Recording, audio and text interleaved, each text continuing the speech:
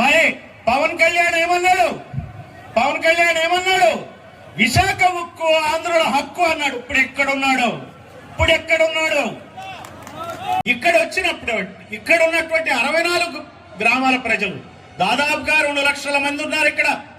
ఈ వీళ్ళు ఇచ్చినటువంటి 22,000 ఎకరాలకు ఇచ్చే పరిహారం ఏంటంటే చెప్పండి అని అడుగుతున్నాం. అంటే అమరావతిలో రైతులకి 10-12 కోట్ల రూపాయల పరిహారం ఇస్తే, ఆదివాసీ రైతులకి 10 లక్షల పరిహారం ఇస్తే అసలు ఇక్కడ ఏం పరిహారం ఇచ్చారని చెప్పి నేను అడుగుతున్నా ఈ ప్రభుత్వాన్ని. ఎందుకు ఈ మోసం జరుగుతుంది మనం గమనించాలా.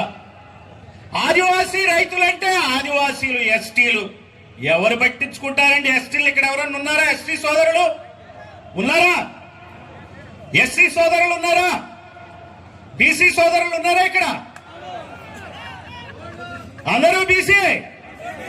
అందుకే నాసిగా ఉంది పాలన. ఇది బీసీల కోసం జరిగే పాలన కాదు. ఇది అమరావతి రైతులు ఏ కులాలండి? కమ్మారెడ్డి కులాల వాళ్ళు.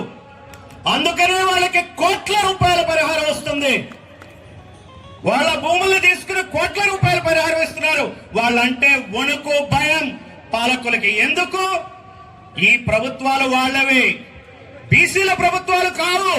ఇక్కడ పల్లా శ్రీనివాస్ యాదవ్ బీసీ అయినప్పటికీ, అతను తెలుగుదేశం పార్టీ అధ్యక్షుడైనప్పటికీ అతని హవా చల్లదు. అతను బిక్కుమంటూ బతకాలా ఈ నియోజకవర్గంలో. మీ దగ్గరకు వచ్చాడా పల్లా శ్రీనివాస్ యాదవ్? మిమ్మల్ని కలిశాడా? ఓట్ల కోసం అయితే వస్తాడా? రాడా? మళ్ళీ రాగలడా ఈ నియోజకవర్గంలోకి?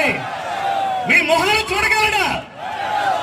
మరి భరత్ ఎంపీ కుర్రాడు పాడ్కాస్ట్ ఇంటర్వ్యూలు ఇస్తాడు. గీతం యూనివర్సిటీ కొత్తగా భూమి దొరుకుతుంది, దాన్ని రెగ్యులరైజ్ చేసుకుంటానికి చాలా బిజీగా ఉన్నాడు. కానీ మీకు ఓట్లు వేయడానికి వచ్చారా? భరత్ ఓట్లు వేశారు కదా, గెలిపించారు కదా. మరి ఏం చేస్తున్నాడు ఇక్కడ? ఈ రోజున భరత్ ఏం చేస్తున్నాడు ఈ ప్రజల కోసం? అంటే కేంద్ర ప్రభుత్వంలో మీరు ఒక ఎంపీని పంపారు, రాష్ట్ర ప్రభుత్వంలో ఒక పార్టీ అధ్యక్షుడినే చేశారు. అయినా కానీ మీ డిమాండ్స్ నెరవేర్ల కారణం ఏంటి? ఆదివాసీల బతుకులు అట్లా ఎత్తుకున్నాయి. కారణం ఏంటంటే ఈ ప్రభుత్వాల మనవి కావు. ఈ ప్రభుత్వాలు 2 పాలక కులాల ప్రభుత్వాలు. ఈ రోజు చంద్రబాబు వెళ్తున్నాడు, అంతకుముందు జగన్ వెళ్ళాడు. జగన్ ఎందుకు ఆపలా? మీరు ఆలోచించండి. సెయిల్ ఆధ్వర్యంలో 5 స్టీల్ ప్లాంట్ ని ప్రైవేటైజ్ చేయడానికి మరి ప్రభుత్వం నిర్ణయం తీసుకుంది. 5లో 4 ఆ నిర్ణయాన్ని వెనక్కి తీసుకుంది, అవునా కాదా? కానీ విశాఖపట్నం స్టీల్ ప్లాంట్ విషయంలో ఏ రకమైన నిర్ణయం తీసుకోవాలా? ఎందుకని ప్రతి రాష్ట్రంలో కూడా ఎలక్షన్లు జరిగే ముందు ఆ నిర్ణయాన్ని వెనక్కి తీసుకున్నారు. వెస్ట్ బెంగాల్లో ఎలక్షన్లు జరిగే ముందు ప్రజలు వ్యతిరేకంగా బీజేపీకి ఓటేస్తారని చెప్పి ఆ నిర్ణయం తీసుకున్నారు. కర్ణాటకలో అంతే, మిగిలిన రాష్ట్రాల్లో అంతే. 4 రాష్ట్రాల్లో ఎలక్షన్లు దృష్టిలో పెట్టుకుని మరి వాళ్ళు నిర్ణయం వెనక్కి తీసుకోవాలా. అదే జగన్ హయాంలో ఎలక్షన్లు వచ్చినాయి. జగన్ హామీ ఇచ్చాడు, నేనున్నా, డోంట్ వరీ, మీరు దీన్నేమి ప్రైవేటైజేషన్ చేసుకోవచ్చు, మళ్ళీ నేను వస్తున్నా అని ఏందేదో డైలాగ్ ఉంది. వై నాట్ 175 అనుకున్నాడు. అందుకనే వచ్చినాక దీన్ని అమ్మేయచ్చు ఈ స్టీల్ ప్లాంట్ ని అదానికి, మనమే కదా ముఖ్యమంత్రి అనుకున్నాడు. అనుకుని కిమ్ అనుకున్నా ఉన్నాడు. ఆ రోజున కనుక మోడీకి చెప్పినట్టయితే లేదు మీరు ప్రైవేటైజేషన్ క్యాన్సిల్ చేయండి, మిగిలిన 4 రాష్ట్రాల్లో ఎలా అయితే స్టీల్ ప్లాంట్ ని ప్రైవేటైజేషన్ క్యాన్సిల్ చేశారో అదే విధంగా క్యాన్సిల్ చేయండి అంటే మోడీ చేసేవాడు.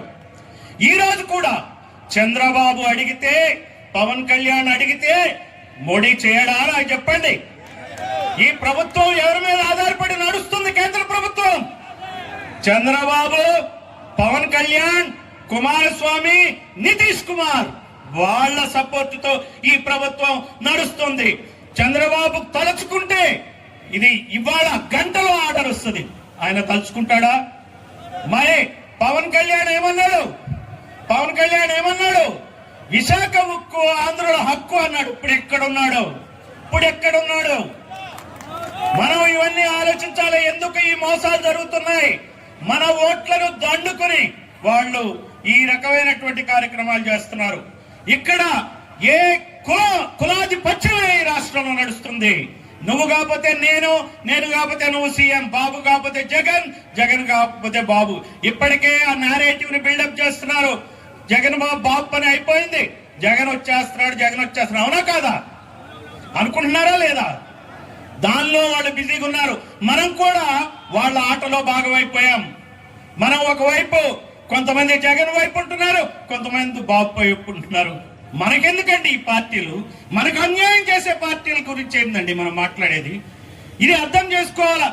అదానీ అన్న అతను పర్మనెంట్ సీఎంలో మారుతా ఉంటారు. ఇదొకటి గమనించండి. అదానీ కృష్ణపట్నం పోర్ట్ జగన్ హయాంలో తీసుకున్నాడు. జగన్ హయాంలోనే గంగవరం పోర్ట్ తీసుకున్నాడు. గంగవరం పోర్ట్ నుంచి దారి విశాఖ స్టీల్ ప్లాంట్ కి వేసుకుంటున్నాడు అదానీ. ఇదే అదానీ ఏం కావాలంటే అటు బాబు అయినా, ఇటు జగన్ అయినా, అటు మోడీ అయినా చేస్తాడు. ఇది గుర్తుపెట్టుకోవాలి మనం. ఇవి అదానీల ప్రభుత్వం, బాబులు జగన్ల ప్రభుత్వం కాదు. వాళ్ళ కోసం పనిచేసే వాళ్ళు వీళ్ళంతా. ఒక్కొక్క డీల్లో వేల కోట్ల రూపాయలు దండుకుంటున్నారు. మనకు తెలుసు అదానీ గురించి. మరి ఎక్కడైతే అమెరికాలోనే ఒక ఆరోపణ వచ్చింది, ఇక్కడ ఉన్న రాజకీయ నాయకులకు 1750 కోట్లు ఇచ్చారని. మరి 1750 కోట్లు ఆ రోజు నాయకులకు ముట్టిందంటే ఈ స్టీల్ ప్లాంట్ అమ్మితే ఎంత ముట్టుందో చెప్పండి. ఎంత ముట్టుంది? ఎన్ని వేల కోట్లు ముట్టుంది ఈ స్టీల్ ప్లాంట్ విలువ? మన వడ్డే శోభనాద్రీశ్వరరావు గారు చాలా పద్ధతిగా చెప్పారు. ఆయన 3 లక్షల కోట్లని. 3 లక్షలు కాదండి, ఇది 5 లక్షల కోట్లు. రేపు అదానీ తీసుకోగానే 10 లక్షల కోట్ల విలువైన ప్లాంట్. ఈ రోజు అదానీ ఆస్తి 12 లక్షల కోట్లయితే మన విశాఖ స్టీల్ ప్లాంట్ తీసుకుంటే ఇంకొక 10 లక్షల కోట్లు పెరుగుతుంది. వాళ్ళకి ఇంత డబ్బు ఇక్కడ వస్తుంది, మన గురించి పట్టించుకోరు. అందుకనే మనం ముందు అవగాహనతో పోవాలా.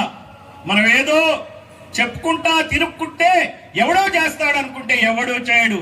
మనం పోరాట పదాన్ని ఎంచుకోవాలా. మన నిరసన కార్యక్రమాలు తెలియజేయాలా. నిరసన తెలియజేయటానికి మనకు ఒక పద్ధతి, ఒక రూపురేఖ ఉండాలా. రూపురేఖలు లేకుండా మనం ఎవరో అర్థంగా